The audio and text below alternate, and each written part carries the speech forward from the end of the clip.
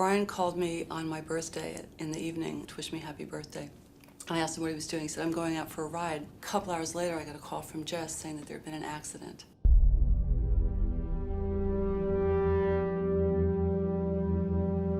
I was so overwhelmed that I couldn't even cry. I didn't know if Brian was alive. I couldn't feel anything. At that point, I just pulled over and lost it. It's just waiting for someone to tell me something. We didn't know if he'd be back.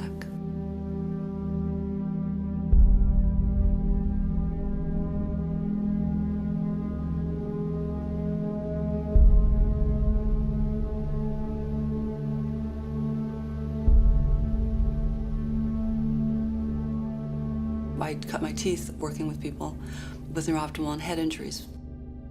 Day in, day out, I work with people with strokes and closed head injuries.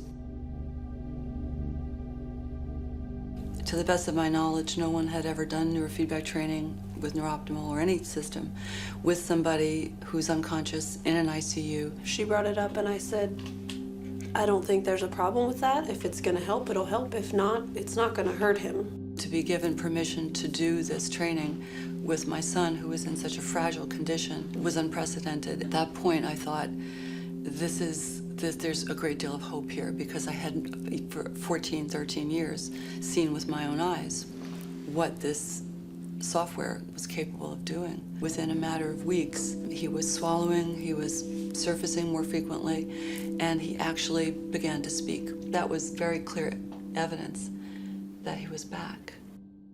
I had a metal plate put into each of my forearms because they were broken in half.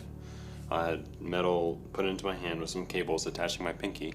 The biggest frustration for me, as far as when my memory picks up again when I was released from Health South, is that my dexterity was just shot. I couldn't really even tie my shoes. Couldn't write, I'm right-handed. Many people in the physical therapy department and his physicians and nurses commented on how quickly he seemed to be responding.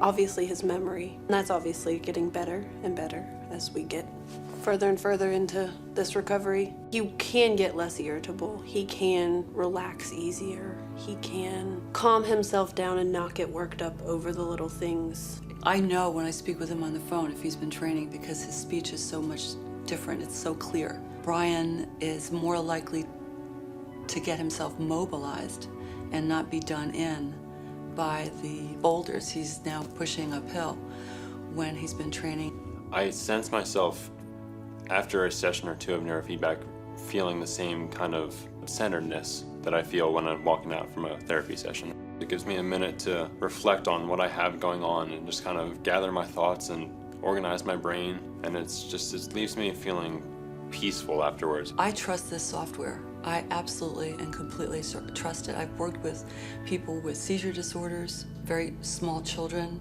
people with severe neurological problems, and there's just never been any serious side effect, ever.